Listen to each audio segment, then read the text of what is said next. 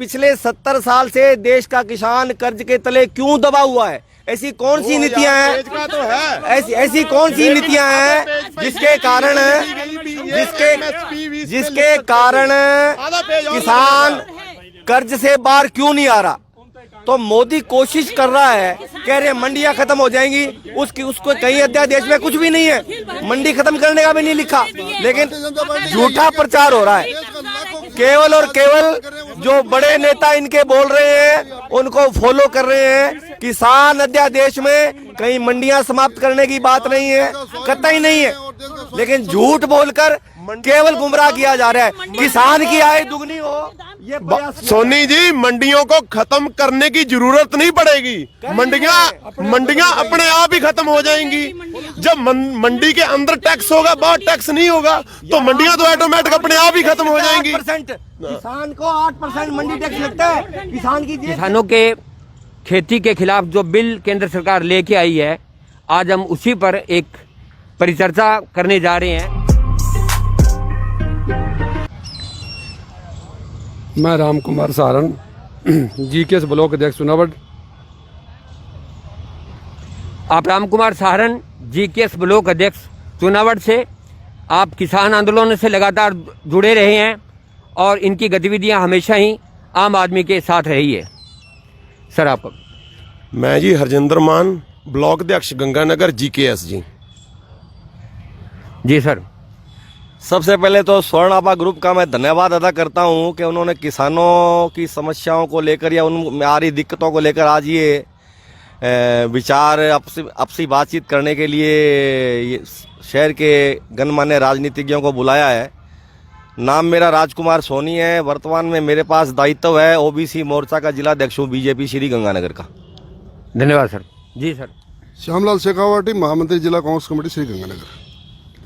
जी। दुर्गा स्वामी, अखिल भारतीय खेत मजदूर यूनियन की राष्ट्रीय कार्यकारिणी सदस्य हूँ, जनवादी महिला समिति की राज्य उपाध्यक्ष हूँ और आयोजकों को इस बात का धन्यवाद देना चाहती हूँ कि मौजूदा परिस्थितियों में जो एक मुर्दानगी किसी भी आंदोलन के प्रति छाई हुई है, उनमें जान फूंकने का काम आयोजक कर रहे हैं। बधाई के पात्र हैं। जी सर। मैं जी Prabhu Dayal, AIKSCC committee state committee का मेंबर, सेक्रेटरी और सेंट्रल कमेटी का मेंबर और राष्ट्रीय किसान मोर्चा जनरल सेक्रेटरी। जी सर, धन्यवाद। शमशेर सिंह बराड़ जी, आम आदमी पार्टी विधानसभा अध्यक्ष सादुल शहर और डायरेक्टर पंचायत समिति हूँ। और मैं स्वर्ण आभा का बहुत धन्यवाद देता हूँ जो इस किसान आंदोलन चल रहा है उस पर आज डिबेट करा रहे हैं। जी सर। नमस्कार जी, मैं नवल किशोर शर्मा, नगर मंडल पश्चिम भाजपा की तरफ से महामंत्री।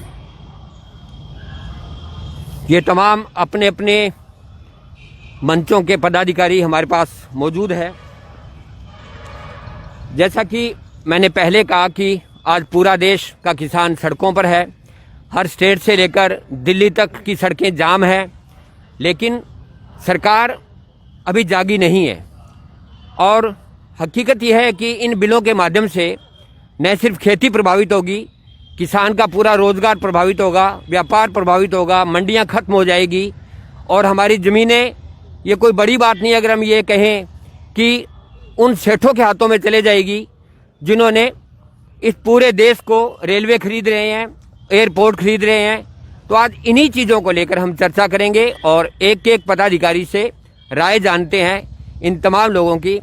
सबसे पहले मैं जनवादी महिला समिति की प्रदेश उपाध्यक्ष दुर्गा स्वामी जी हमारे साथ है। मैं सबसे पहले उन्हीं के पास जा रहा हूं, उनका इस किसान के जो खेती के लिए जो बिल आए हैं उन पर क्या विचार है। दुर्गा स्वामी जी।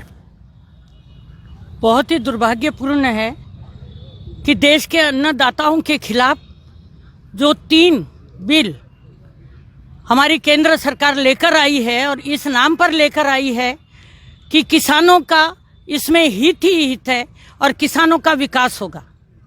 बड़े आश्चर्य की बात है कि कोई भी सरकारें इस बेशर्मी से किस तरह से कह सकती है कि इन बिलों के कारण किसानों का भला होगा, क्योंकि तीनों बिल अगर हम देखें तो कथनी और करनी में बिल्कुल अंतर है।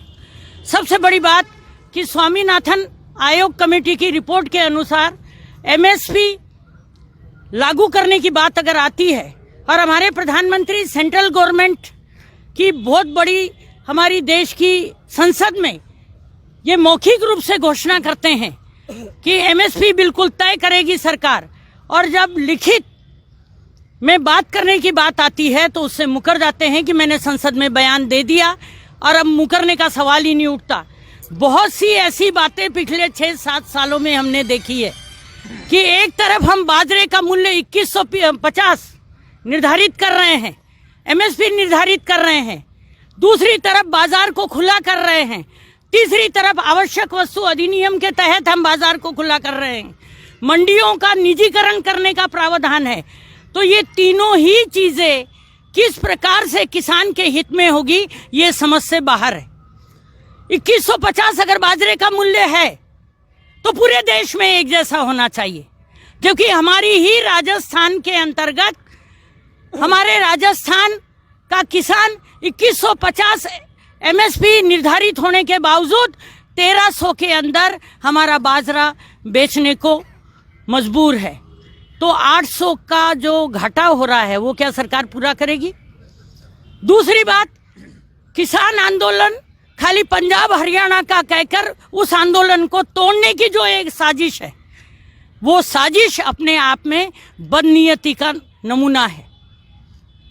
अगर हमारी केंद्र सरकार ये समझती है कि किसान आंदोलन को पंजाब और हरियाणा का आंदोलन कहकर तोड़ दिया जाएगा, किसानों के ऊपर दमन करके किसानों को पीछे हटा दिया जाएगा, तो बहुत बड़े भुलावे में हमारी भाजपा सरकार और केंद्र सरकार बैठी है, मैं आपको बता दूं। क्योंकि ये वो मसले हैं जिन मसलों के तहत अन्नदाता पूरे देश का पेट पालता है, और उस अन्नदाता के ऊपर इतना बड़ा दमन अगर सरकारें करती है तो इतिहास गवाह है कि वो सरकार पतन की ओर अग्रसर है, चाहे कितना ही ये बड़ी बड़ी घोषणाएं कर दें।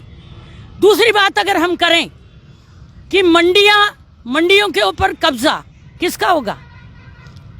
एक बात कह रही है सरकार कि भाई किसान कहीं भी जाकर अपना माल बेच सकते हैं, और आज ही शायद 2 दिन पहले हरियाणा के मुख्यमंत्री जो बीजेपी का है, उसका ये बयान आया है कि राजस्थान के किसान को हरियाणा में सामान बेचने के लिए हम घुसने नहीं देंगे। समझ में नहीं आ रही ये बयान, इनका दोगलापन किस हद तक गिर सकता है, समझ से बाहर है। और इसी तरह से बिहार का एक किसान, ये मैं हवाई बातें नहीं कर रही हूं, जो रिकॉर्ड पे है सरकार के वही बता रही हूं। बिहार से एक किसान आया हरियाणा, उसके ऊपर मुकदमे दर्ज होते हैं। तो प्रधानमंत्री जी आखिर में कहना क्या चाहते हैं, ये समझ से बाहर है। मेरा पुरजोर, मेरा ही नहीं हमारे संगठनों का पुरजोर विरोध इस बात का है कि मंडियां एज इट इज अनाज की मंडियां रहने दी जाए, जैसे काम चल रहा है उसी से काम चलाया जाए। हम नहीं चाहते कि हमारी मंडियों के ऊपर निजीकरण थोप कर अडानी, अंबानी, टाटा, बिरला जैसे लोगों को मंडियां सौंप दी जाए, ताकि वो अपने मनमाने भावों से किसान की फसल का कचरा कर सके। बिल्कुल नहीं चाहते।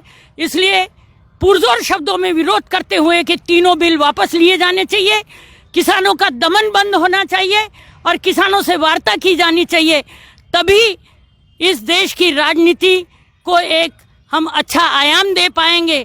वरना ये देश किस ओर जा रहा है सबसे छुपा हुआ नहीं है। एक एक करके निजीकरण के नाम पर हमारे देश की धरोहरों को बेचने का काम, भूमि अधिग्रहण के नाम पर किसानों की जमीनें छीनने का काम, ये तमाम जो नीतियां हैं वो धीरे धीरे करके आम जन के समझ में आ रही है। इसलिए सरकार को आगाह करना चाहते हैं आपके इस चैनल के माध्यम से कि अविलंब ये तीनों बिल जो किसानों के ऊपर थोपने का काम किया है सरकार ने, वापस ले, अन्यथा किसी भी परिणाम को भुगतने के लिए तैयार रहें।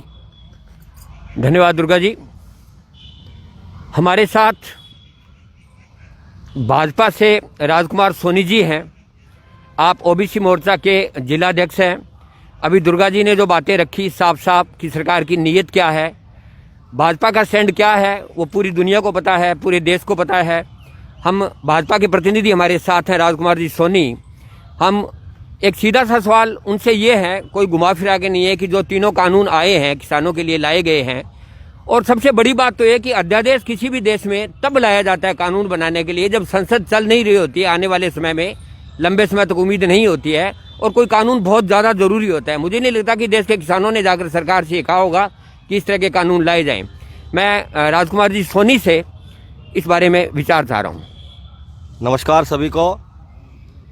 मैं केवल एक बात कहना चाहता हूँ कि मैं पिछले 40 साल से राजनीति में हूँ और ये देख रहा हूँ कि किसान की जो खेती है, फसल है, जो पैदावार होती है, वो नीलाम हो रही है। ये मेरे जो जैकेट के बटन लगा हुआ है, इसको बनाने वाला इसका मूल्य तय करता है। मेरे जो जूते हैं उसको बनाने वाला, किसके पास जो भी जूते पहनता है उसका मूल्य भी जूते बनाने वाला तय करता है। ये पेन है, इस पेन का मूल्य भी पेन बनाने वाला तय करता है। चश्मा है तो उसका मूल्य भी चश्मा बनाने वाला तय करता है। लेकिन इस 70 साल में इस देश का किसान अपनी फसल का मूल्य तय नहीं कर सकता। जब वो ट्राली पर या ट्रक पर मंडी में लाता है तो उसको पता ही नहीं होता कि मेरी फसल का क्या मूल्य मिलेगा, किस भाव बिकेगा।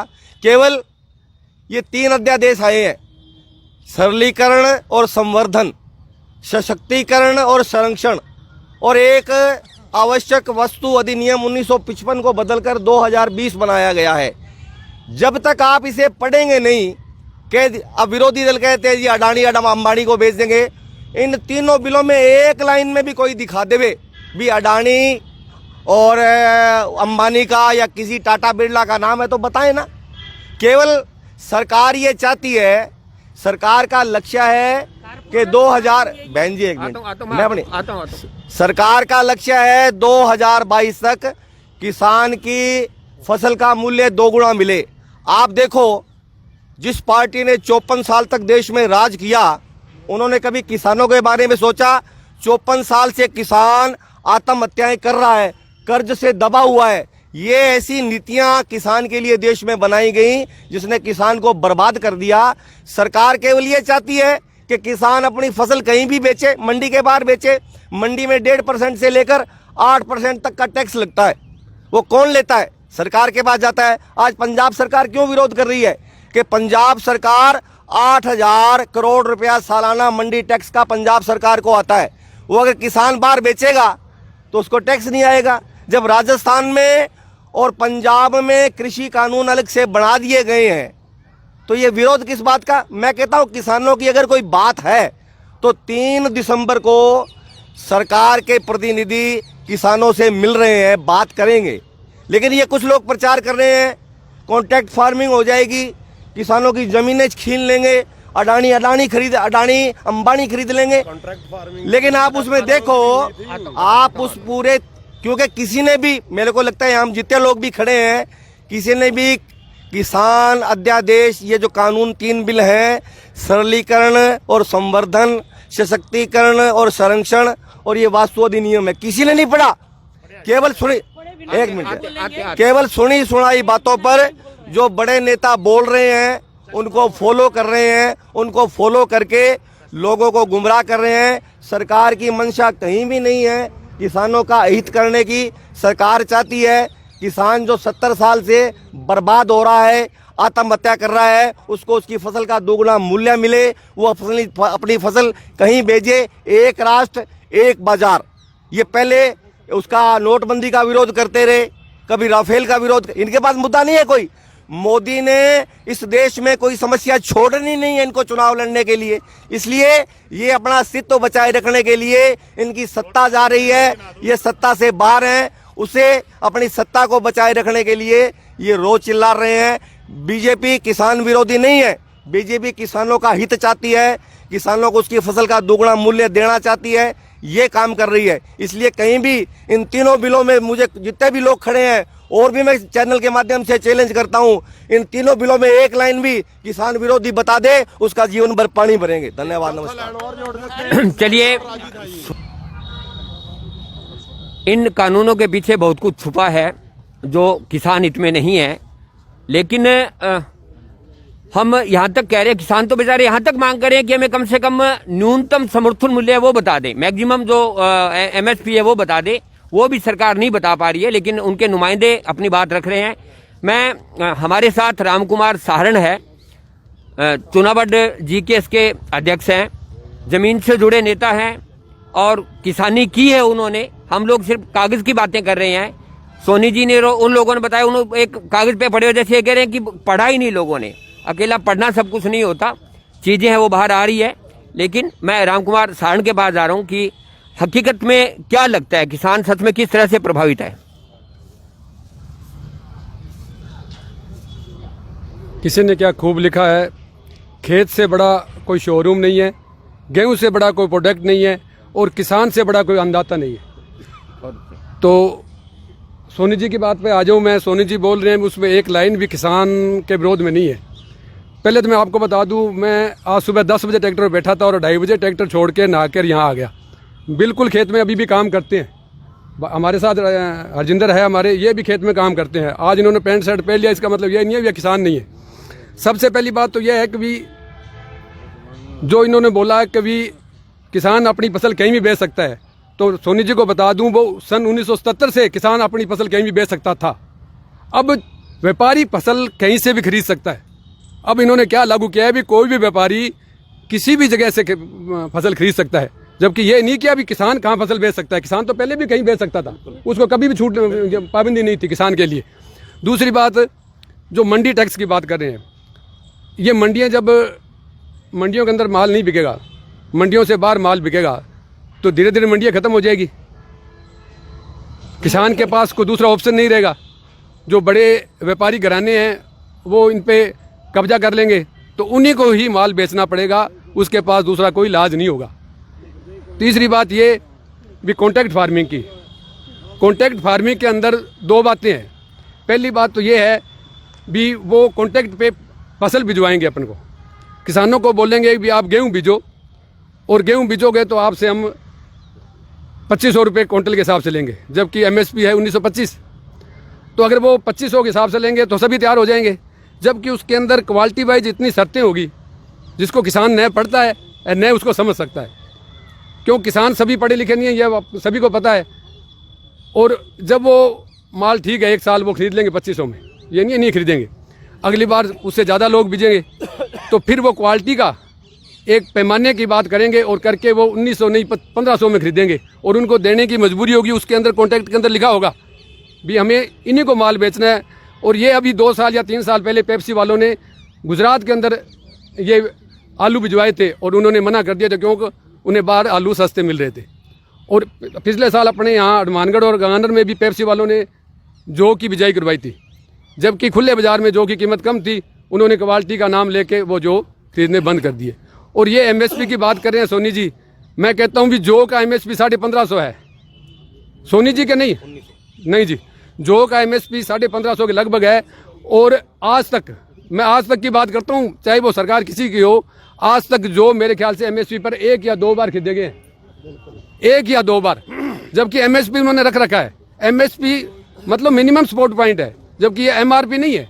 पर वो सरकार उसकी, किसान उसकी मांग कर रहे हैं कि भी हमें एमएसपी दे दो। ये क्यों ऐसे अड़ंगे अड़ाती है कि भी 40 क्विंटल खरीदेंगे? एक बात पे गौर करना भी एक किसान अपनी सरसों, चना या मूंग 40 क्विंटल ही बेच सकता है, और वो उसमें भी 25 क्विंटल आज बेचोगे और 15 क्विंटल दूसरे दिन लेके आओगे। हैरानी की बात है यार, कमाल। मैं ट्राली के अंदर लेके आ रहा हूँ, 25 क्विंटल खरीदेंगे, 15 क्विंटल बाद में लाना, आज नहीं लेंगे। तो ये समझने वाली बात, ये कोई समझा दे मेरे को, ये क्या कारण है, क्यों ऐसे कर रहे हैं? और ये सिर्फ किसान विरोधी नहीं है, इसके अंदर जो वस्तु अधिनियम जो 1955 का था, जो संशोधन किया गया है आवश्यक वस्तु अधिनियम का, उसके अंदर स्टॉक सीमा हटा दी गई है। तो ये उत्पादक से कम रेट पे खरीद के उपभोक्ता को ज़्यादा रेट पर देंगे। उपभोक्ता हम सभी हैं, अकेला किसान नहीं है। और जो व्यापार, ये जो मंडी खत्म करने वाला है, उसमें व्यापारी, मजदूर और किसान तीनों को नुकसान हो रहा है। तो ये सिर्फ एक किसान विरोधी अध्यादेश नहीं है तीनों, ये तीनों अध्यादेश आम जनता पर भी प्रभाव डालेगा, व्यापारी भी डालेगा, मजदूर पे भी डालेगा। इसीलिए किसानों ने, हम संगठनों ने इसको काले कानून का नाम दिया है। तो अभी आज भी वार्ता हो रही है, और मेरे को लगता है कभी अगर आज वार्ता सफल नहीं हुई तो दिल्ली के अंदर आने वाले 4-5 दिनों के अंदर लाखों लोग आराम से दोबारा पहुंचेंगे। अभी 2 दिन पहले मैं आया हूं और राजेंद्र भाई साहब भी वहीं आए, हम 4 दिन से वहीं थे।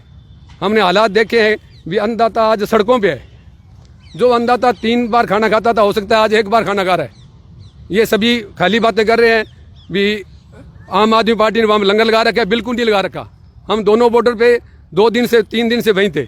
सिर्फ हमारे जो गुरुद्वारा वाले हैं या वहाँ के लोकल लोग बैठे हैं वो जरूर वहाँ पे हेल्प कर रहे हैं। सरकार, किसी भी सरकार, चाहे वो कांग्रेस है चाहे वो बीजेपी है, बीजेपी का तो काम ही खत्म है, चाहे वो कांग्रेस है चाहे आम आदमी पार्टी है, कोई भी किसानों का साथ नहीं दे रहा, वो सिर्फ खाली बातें कर रहे हैं। ये थे राम कुमार।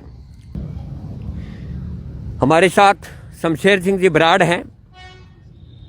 आप नेता आम आदमी पार्टी हैं और इनसे हम जानते हैं कि इन कानूनों के बारे में ये क्या राय रखते हैं।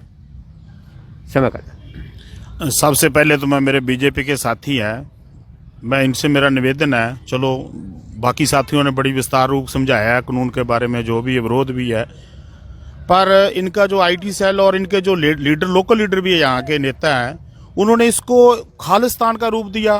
खालिस्तान नहीं है।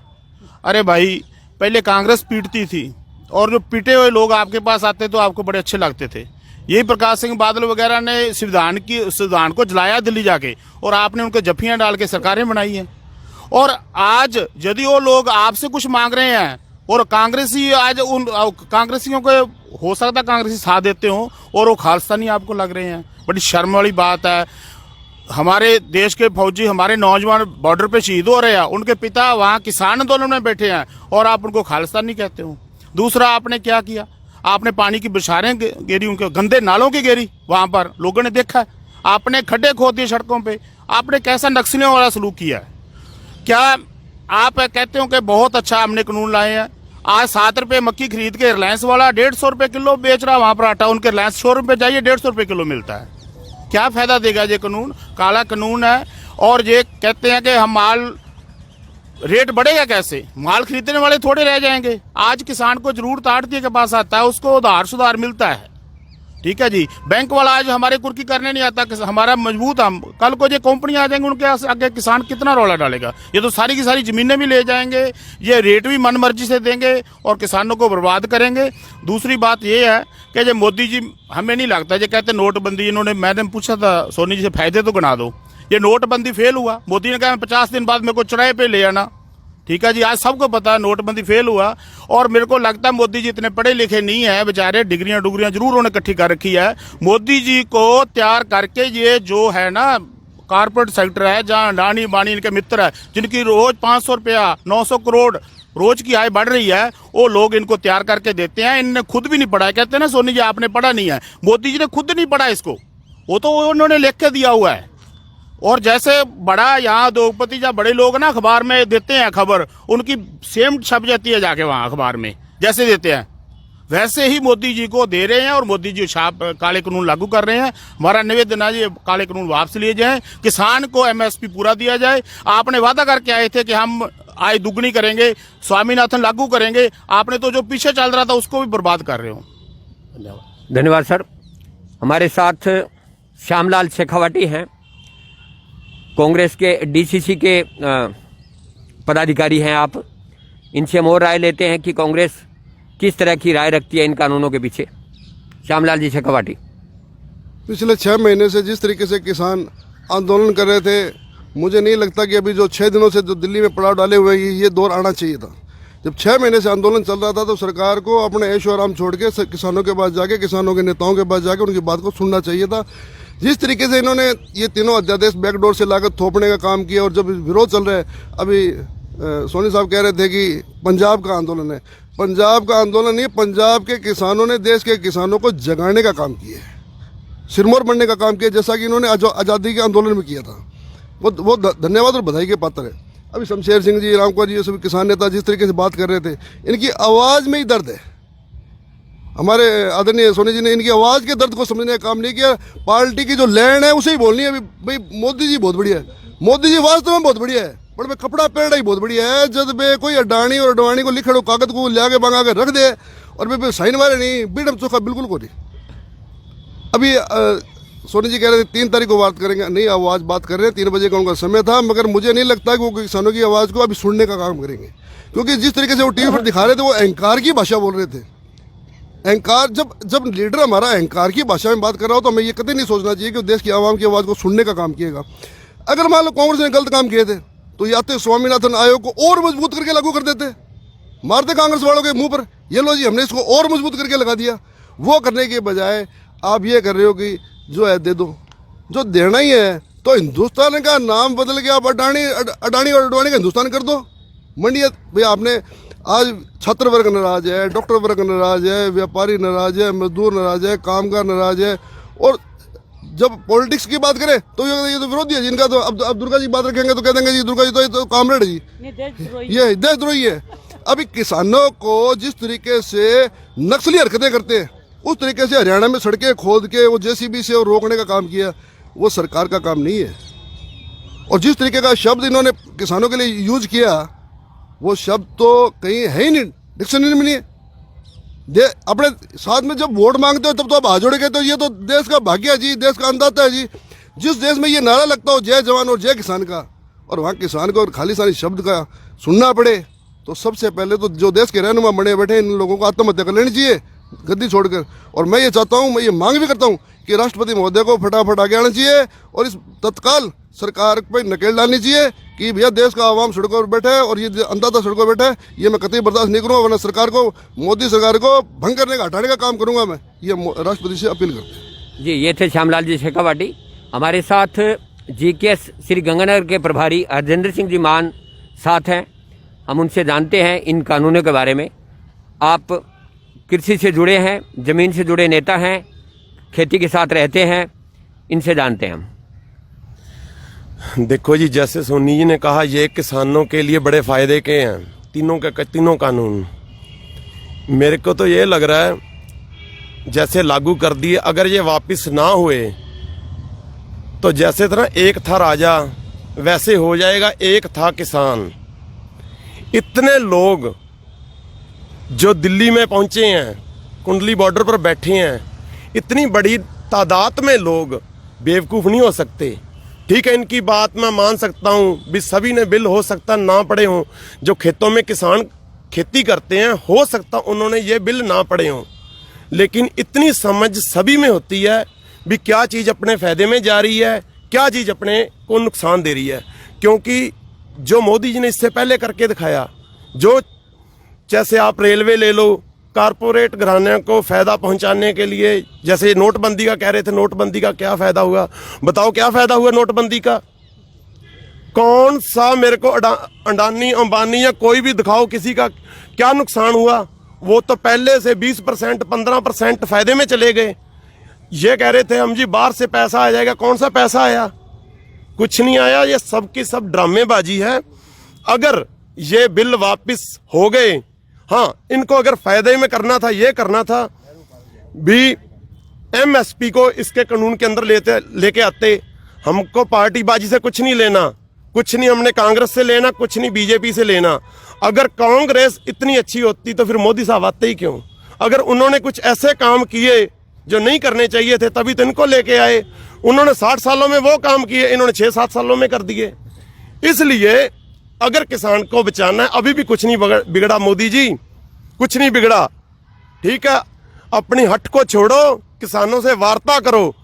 और ये खट्टर साहब कह रहे थे जब दिल्ली पहुंच गए किसान, ये तो कहते हरियाणा के है ही नहीं है, ये सारे के सारे पंजाब के हैं।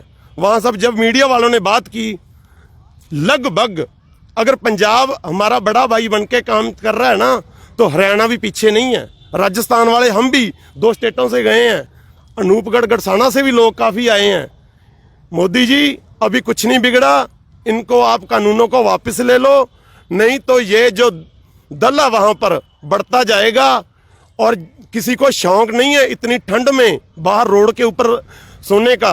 आप एक रात में बाहर लेट के दिखाओ, पता चल जाएगा इतनी ठंड में कैसे सरवाइव करना है।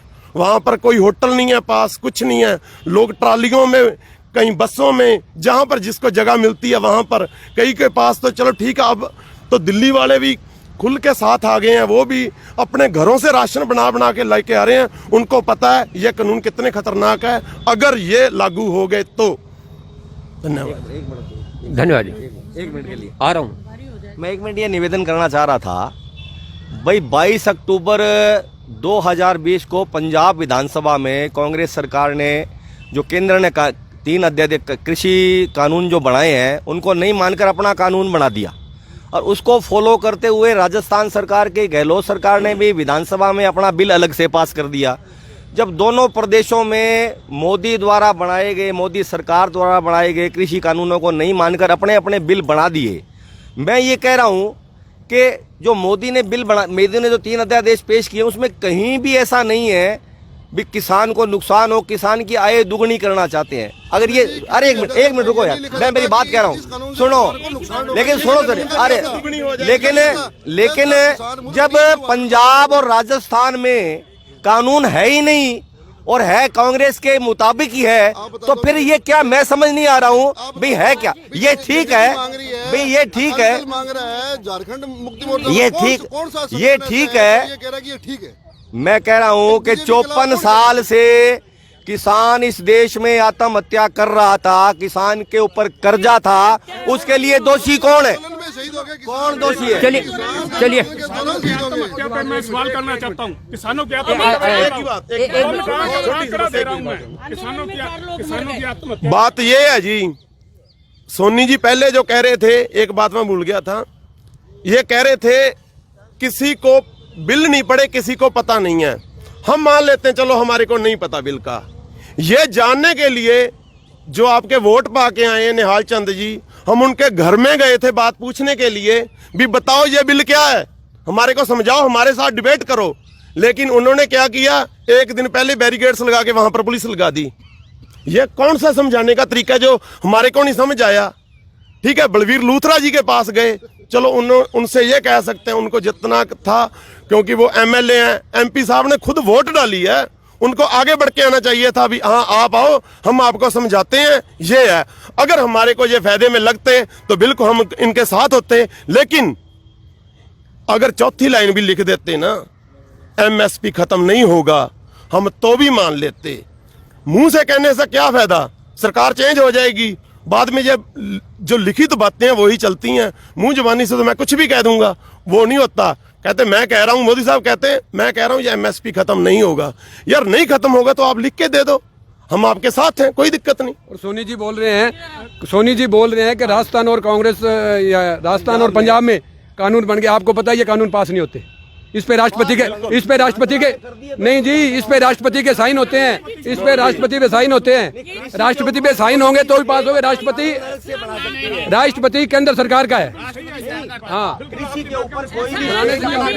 हमारे साथ डॉक्टर प्रभुदयाल जी अरोड़ा हैं, राष्ट्रीय किसान मोर्चा के महासचिव। ये कुछ तकनीकी बातें बताना चाहते हैं इस कानून के बारे में। आइए सुनते हैं प्रभुदयाल जी अरोड़ा से। पहले तो सोनी साहब की बात का मैं जवाब दे दूं। मैं 72 से जेपी के आंदोलन के साथ था, 3 साल पदाधिकारी रहा मैं उसका, उसके बाद 10 साल सीपीआईएम में रहा, उसके बाद मैं सीपीआईएमएल न्यू डेमोक्रेसी में हूँ, और राष्ट्रीय किसान मोर्चे का जनरल सेक्रेटरी, स्टेट कमेटी एआईकेएमएस का स्टेट सेक्रेटरी, एआईकेसीसी का सेंट्रल स्टेट कमेटी का मेंबर हूँ। तो बात यह है, इन्होंने कहा कि 10 किसान आत्महत्या कांग्रेस राज में ज्यादा कर रही थी। मैं कांग्रेस का हमेती नहीं हूं, मैं छोड़ मेरा बाप दादा भी कांग्रेस का एंटी था, हमने कभी सपोर्ट नहीं किया कांग्रेस को। पर इस बात में एक बात माननी पड़ेगी, 2014 से पहले दिल्ली किसानों की औसत आत्महत्या 10 थी, हम उसे भी बुरा मानते हैं, क्यों आत्महत्या करे किसान। आज उसकी औसत पहुंच गई है 40 दिल्ली की। 1,58,000 आत्महत्या की है किसानों ने पिछले साल में, 1 जनवरी से लेके 31 दिसंबर 2019 तक। और उसके बाद रहा सवाल नोटबंदी का, 16,35,000 करोड़ की जो बड़े नोट थे, वो टोटल करेंसी थी, वो इन्होंने बंद की। एकदम टाइम नहीं दिया और जनता को उल्टा टांग दिया, जिस तरीके मोरारजी देसाई ने किया था, 3 दिन का टाइम दिया था। और कुछ मित्रों ने कहा कि बहुत भला होगा। मैंने कहा उस भले को मैं भी जानता हूँ। 77 में मेरे पास शराब का ठेका भी था। बिजनेस करना कोई अपराध नहीं है। बड़े नोट हम चेंज करके गए थे क्योंकि ठेकेदार की पेमेंट थी, मैनेजर बाहर बैठा था। बड़े नोट हमसे लेके छोटे नोट हमें बोरियों में भर के दे दिए गए। ये कड़वा सत्य है। यही अब हुआ है। जो इनके मगरमच्छ थे, बड़े धन्ना सेठ थे, उनके नोट इन्होंने अंदर खाते बदले हैं। आम आदमी, आम नागरिक सड़कों पे धक्के खाता रहा है। उसके नोट, कई ऐसे गरीब परिवार हैं जिनके नोट अभी भी उनके घर में पड़े हैं, ना वो चूल्हे में जला सकते हैं, ना उन्हें रख सकते हैं। उसके बाद जो नोटबंदी से जो चैन टूटनी थी बिजनेस की, मान लो मैं बड़ा व्यापारी हूं, मेरे से छोटा व्यापारी माल लेता है। जब छोटा व्यापारी मेरे को पैसे नहीं देगा, मैं बड़ा व्यापारी उसको माल कैसे दूंगा? जब मेरे पास पैसा नहीं आएगा, मैं कच्चा माल कैसे खरीदूंगा? वो चैन टूट गई। उससे क्या हुआ कि आज उसका दुष्परिणाम 14 करोड़ लोग बेरोजगार हो गए। 14 करोड़। अभी ये प्रसून वाजपेयी का वीडियो आया था। पिछले महीने 30,000 फैक्ट्रियां बंद हो गई हैं। पिछले महीने, ये ताजा आंकड़ा देख लो आप, 30,000 फैक्ट्रियां पिछले महीने बंद हुई हैं। 7.5 करोड़ फुटकर व्यापारी था जो एफडीआई का पानी पी पी के गाड़ी निकाला करता था। यही मोदी, एफडीआई की बर्बाद हो जाएगा। 51% मनमोहन सिंह ने की, हम उसका भी विरोध करते हैं। नरसिम्हा राव का WTO का भी हमने 94 में विरोध किया था। लाठीचार्ज भी हुआ और भी काफी कुछ हुआ। वो हमारी हिम्मत थी। हेतराम के भी लाठीचार्ज हुआ, बुरामल जी के भी पड़ी, वहां पर हमारे भी पड़ी। ये सच्चाई है। तो सच बोलने में उस वक्त बीजेपी वाले भी साथ थे जो WTO का विरोध कर रहे थे। आज उसे वो धड़ल्ले से लागू कर रहे हैं। आज आपने 100% कर दिया। फिर आप कहते थे पेट्रोल को आग लगी हुई है। उस वक्त 140 बैरल का $1 था, $140 का एक बैरल था क्रूड ऑयल। आज $28 का है। पेट्रोल 90 रुपये मिल रहा है, डीजल 90 रुपये मिल रहा है। वो किस पे भार पड़ रहा है? आम किसान पे, आम नागरिक पे। पर उसकी बात नहीं करेंगे। अब ये बात कर रहे हैं ये MSP की। MSP का जो इन्होंने घोषणा नहीं करी, कोई लिखित में आश्वासन नहीं दिया, उसका ताजा उदाहरण है अभी 15 दिन पहले धन्नाराम स्वामी ने मूंगफली बेची है। कच्चा आड़तीय ने उससे 4,800 का रेट तय किया था। जब उसकी ट्राली उसके पिड़ पे ढेरी कर दी तो वही धन्ना सेठ अकड़ के बैठ गया। उसने 4200 रुपये ली। ये मोती पैलेस के पास उसकी दुकान है, जाके कोई भी उस व्यक्ति से पूछ सकता है भी तू मूंगफली किस भाव बेच के है, जिसका 7,500 रुपये समर्थन मूल्य है। अब इन श्रीमान से पूछो उसकी 3,000 की भरपाई आप करेंगे या मोदी साहब करेंगे? ये बातें अब जो किसान के, एक तो आपने जख्म दिया, ऊपर आप नमक छिड़क रहे हो। पहले किसान के ऊपर सर पे छप्पर था जो टप टप चौथा था, पानी टिपता था। इन्होंने शोर किया, किसानों ने भी हमारा छप्पर सिम रहा है, पानी आ रहा है, हम भीग रहे हैं। तो मोदी साहब ने कहा लो यार ये छप्पर भी हटा देते हैं। यानी जो धान मंडियां थी हरियाणा, पंजाब और गंगानगर में, उनको भी ये हटाने का काम कर रहे हैं। इससे बड़ा दुर्भाग्य देश का क्या होगा? पहले मंडी में 10 किसान इकट्ठे हो जाते थे यदि किसी का रेट कम लगता था। अब यहाँ किसान इकट्ठे कैसे होंगे? घर में जाएंगे, डाकू लूट के आ जाएंगे। वो तब पता चलेगा जब किसान कोई आत्महत्या कर लेगा, बाद में उसकी जांच कराएंगे। भी आप ये कानून बना देते कि जो MSP से कम खरीदेगा व्यापारी, उसका लाइसेंस कैंसल, उसको सजा दी जाएगी और उसकी तमाम पूंजी जब्त की जाएगी। ऐसा कानून होना चाहिए ताकि वो लूटने नहीं, बिल्कुल गलत बात है जी। नहीं, उस पे मोहर नहीं लगेगी। उस पे सोनी जी मोहर नहीं लगेगी। नहीं, उस पे मोहर नहीं लगेगी। नहीं, राष्ट्रपति की मोहर नहीं लगेगी उस पे। ये कड़वा सत्य है। यार राष्ट्रपति की इतनी बात हमें नहीं कहनी चाहिए, क्योंकि हम राष्ट्रपति के कुछ समकक्ष नहीं है। राष्ट्रपति बेचारे की तो हालात ये है, जब प्रधानमंत्री आ जाता तो राष्ट्रपति ऐसे खड़ा हो जाता है। क्या करें उससे उम्मीद? यदि जो लोग कर रहे हैं राष्ट्रपति से उम्मीद, मैं उनको बेकार समझता हूँ। बिल्कुल गलत बात। जी धन्यवाद। राहुल कुछ कहना चाह रहा है इसमें। हाँ। नवल किशोर जी। सभी भूमिपुत्रों को मेरा नमस्कार। मैं आपको बताना चाहता हूं जी, ये बात सिर्फ भूमिपुत्र और यहाँ पर सभी मौजूद अधिदेश के बारे में हुई थी जो किसानों के लिए आया है। यदि फिर भी बात चल पड़ी है तो जवाब देना उचित बनता है। तो मैं बता दूं, यहाँ पर डॉक्टर साहब हैं, जो एशिया की सबसे टॉप की मिल थी श्री गंगानगर के अंदर, जो चुकंदर से चीनी बनाती थी, ठीक है जी, 1 बीघे के अंदर 2.5 क्विंटल से ऊपर का मिनिमम का रेट बता रहा हूं मैं, ऊपर का नहीं बता रहा, मिनिमम 2.5 क्विंटल से ऊपर का, ठीक है सर, 250 क्विंटल वहां पर चुकंदर हुआ करता था। कांग्रेस ने शरद पवार जी को फायदा देने के लिए गंगानगर की वो मिल बंद कर दी। उसके बदले में ये बंद कर रहे हो? सब बात सुनिए, उस टाइम भी क्या हुआ, कांग्रेस सही थी, बीजेपी गलत थी। आज हम अध्यादेश लेके आए हैं, मैं गंगानगर की बात करूंगा साहब, बाहर की बातें छोड़िए, क्योंकि हमें जो दर्द है, आप कह रहे हो इनकी आवाजों में दर्द है, उन आवाजों का दर्द का मैं जवाब देता हूं कि गंगानगर के अंदर 70 पैसे 70 रुपए 69 पैसे का रेट है मूंग का, वो प्लस लगा लीजिए आप, वो टॉप क्वालिटी में सर, चलो 72 रुपए, मैं आपकी बात मानता हूं, चलो आपको समर्थन करते हैं, 72 रुपए का रेट है जी। 72 रुपए के अंदर सर एक इसके अंदर एक लुको छुपी होती है, हिडन चार्जेस जिसको कहते हैं, वो होता है DPR, जिसको कहते हैं डेली परचेज रिपोर्ट। कोई किसान जाकर के या कोई भी डॉक्टर साहब यहां बैठे हैं वो ये बताएं कि DPR की एवरेज क्या आती है पर डे। यदि हम नहीं स्टडी करके आए हैं, आप स्टडी करके आए हो, आप, मैं मजदूर का बेटा हूं, जाति ठोके कहता हूं, बैठे हैं जितने भी, बताएं DPR की डेली परचेज रिपोर्ट की एवरेज क्या आई है और DPR होती क्या है, पूछो इनसे। लो जवाब मैं देता हूँ साहब, 1 मिनट पूरी बुद्ध लेना उनसे जवाब। DPR का मतलब होता है डेली परचेज रिपोर्ट।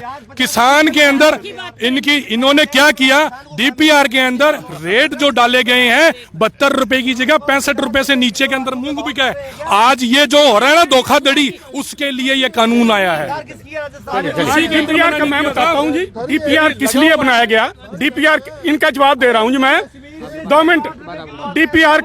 DPR का मतलब ये है, देखो जी, किसान इतना पढ़ा लिखा है नहीं ना, उसको DPR के बारे में जानकारी है। किसान को तो ये बताया गया भी आपकी मूंगफली समर्थन मूल्य पर इतनी बिकेगी, गेहूं आपका समर्थन मूल्य पर इतना बिकेगा।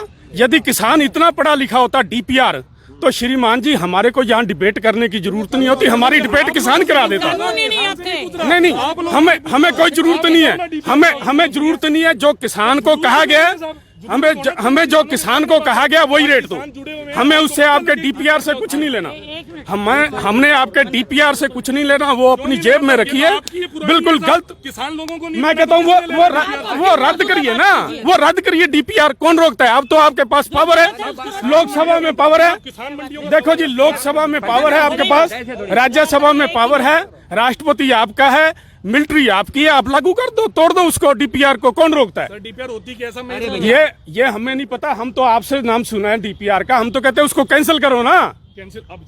कुल मिला के बहुत, आप थोड़ा सा इसको नीचे कर लो। स्वस्थ चर्चा हो रही है, लेकिन इसका मतलब ये नहीं कि बाकी सारे यहाँ सुनने वाले भी और बोलने वाले भी बेवकूफ है। राजस्थान का किसान नहीं जा रहा, राजस्थान में लागू हो गई या पंजाब में लागू हो गई। आप लोगों को शायद ये पता ही नहीं कि किसान की रणनीति क्या तैयार हो रही है। हरियाणा पंजाब का किसान वहां अकेला नहीं पहुंचा, कर्नाटक, तमिलनाडु और उड़ीसा, महाराष्ट्र और राजस्थान, सब जगह से 17 स्टेट के किसान वहां पर अपने पैरों में छाले लेकर पहुंचे हुए हैं। आप लोग वहम में ना रहे, चाहे कांग्रेस की सरकार हो और चाहे केंद्र सरकार हो, दोनों की कमोबेश नीतियां एक जैसी है, जो ना मजदूर हित की है, ना किसान हित की है और ना आम जनता के हित की है। बड़े आश्चर्य की बात है कि हम डिफाइन करने की सोच रहे हैं उन चीजों को जो आम जन के खिलाफ है। लाखों किसान वहां पर बैठे हैं भूखे प्यासे, और साधुवाद उन गुरुद्वारा लंगर समिति को कि जिन्होंने ये ठान ली है कि अगर मोदी सरकार बात नहीं करती तो हम इलाज करेंगे इनके दिमागों का। और भूल जाइए, इतिहास गवाह है, मैं आपको बता दूं, किसान और मजदूर जब जब सड़क पर आया है, चाहे सरकारें कोई भी रही हो, उन सरकारों को अपनी गद्दी छोड़नी पड़ी है। अब बात करें हम कि हम लोग यानी किस पे लड़ रहे हैं? 3 कानून पर, और उसमें मुख्य कानून है MSP। और MSP की मौखिक घोषणा हो चुकी है, तो लिखित में देने में महाशय को क्या परेशानी है, ये बताइए आप। आज दीजिए लिखित में, धरने उठ जाएंगे वहां से। क्योंकि आप लोग मौखिक घोषणा करते हो, आपका कोई दिन ईमान नहीं। रात को 12 बजे संसद बुलाते हो और कानून पास करते हो। नोटंकी समझ रखा है अपने इस देश को। ठीक है, बहुमत में आ गए, एन केन प्रकरण, कांग्रेस से तंग थे लोग, या आपकी कुछ चल गई परेशानियां। अडानी अंबानी खाली एक नहीं है, वो कारपोरेट घराने जो चुनाव के अंदर करोड़ों रुपया किसान मजदूर के खिलाफ खर्च करके इन लोगों को सत्ता पर बिठाया, वो कारपोरेट घराने की बात कीजिए आप। कारपोरेट घराने अगर आ रहे हैं तो महानुभाव ये मंडियां जाएंगी, अगर आज इनका विरोध नहीं हुआ तो।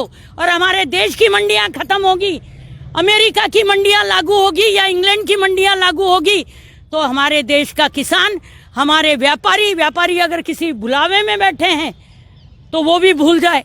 हमारे व्यापारी कहाँ जाएंगे? बात इस बात की है। बात तो 3 मुख्य अधिनियम की है। रिचर्चा हो सकती है, अध्ययन हो सकता है। किसानों के प्रतिनिधियों को, किसानों की हितैषी सरकारें हैं तो जाने दीजिए। मैं कंडेम करती हूँ कांग्रेस की नीतियों को भी और बीजेपी की नीतियों को भी, और ऐसी हर उस नीति को जो आम जनता के खिलाफ हो उसको हम कंडेम करते हैं। बड़े आश्चर्य की बात है, आप उग्रवादी बता रहे हो, खालिस्तानी बता रहे हो, साम्राज्यवाद। कौन है ये? आपके लाखों रुपया आम जनता का बैंक से लेकर आपका रवि मालिया भाग गया, आप उसको आज तक नहीं पकड़ पाए। 15 लाख रुपए हर गरीब के खाते में आने की बात आपने की थी, वो आज तक एक नया पैसा नहीं आया और वो खाते बंद हो गए। मैं प्रिंसिपल हूँ सेठ जीएल बिहानी सीनियर सेकेंडरी स्कूल में। बच्चों के खाते में शिक्षा के नाम पर पैसा आने की बात थी, 0 बैलेंस पे खाते खुलवाए गए, हमने खोल दिए बच्चों के खाते। पर मुझे तो पता था कि 3 महीने के बाद अगर उसमें बैलेंस नहीं आया तो खाते सारे ब्लॉक हो जाएंगे, और वो हुआ। क्यों धोखा कर रहे हैं ये जनता के साथ? करे सत्ता पे बैठे, राज करे, उससे कोई यानी गिला नहीं, शिकवा नहीं, लेकिन जनता को मूर्ख बनाना बंद करे, जनता के साथ झूठ बोलना बंद करे। इसलिए ये 3 कानून जो है, इनमें इनको या वापस लेने पड़ेंगे या दिल्ली की तरफ पूरे भारत देश का किसान 3 तारीख के बाद में कूच करने जा रहा है। रोक लेना जिसकी मर्जी हो। लाठियां गोलियां आगे झेली है, अब और झेल लेंगे किसान, क्योंकि इस देश का पेट पालनहार है वो। उसके बिना तुम भी जिंदा नहीं रह सकते। जो सियासत कर रहे हैं ऐसे लोगों का यानी बहुत ही शर्मनाक रोल, चाहे सोशल मीडिया में है और चाहे प्रिंट मीडिया में है। कम से कम सच्चाई को तो स्वीकार कीजिए। अपने आप को राम के बंदे कहते हो और लगातार आम जनता से झूठ बोलते हो। लानत है ऐसी सरकारों पर। अविलंब ये कानून जो है वो वापस होने चाहिए, अन्यथा संघर्ष ये लंबा चलेगा। जिएंगे मरेंगे नहीं किसी भी सूरत में। महाराष्ट्र के किसानों ने या कांग्रेस के राज के किसानों की आत्महत्या की बात आई है, तो महाराष्ट्र के किसानों की तरह हम आत्महत्या नहीं करेंगे। आज महाराष्ट्र का किसान भी सड़क पर है। हम लड़ेंगे और मरेंगे और मारेंगे। निश्चित रूप से इन कानूनों को वापस लेना पड़ेगा। मैं ये कह रहा हूँ, मैं ये कह रहा हूँ, वो 2000 पेज का है ये जो किसान अध्यादेश है ना, ये 2000 पेज का है। उसके अरे बहन जी मेरी बात तो सुन लो, मेरी बड़ी बहन मेरी बात तो सुन लो। अरे मुझे बोलने तो दो बहन जी आप।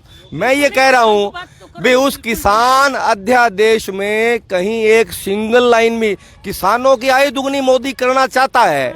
मैं बार बार ये कह रहा हूँ भी पिछले 70 साल से देश का किसान कर्ज के तले क्यों दबा हुआ है? ऐसी कौन सी नीतियां हैं, तो है ऐसी कौन सी नीतियां हैं जिसके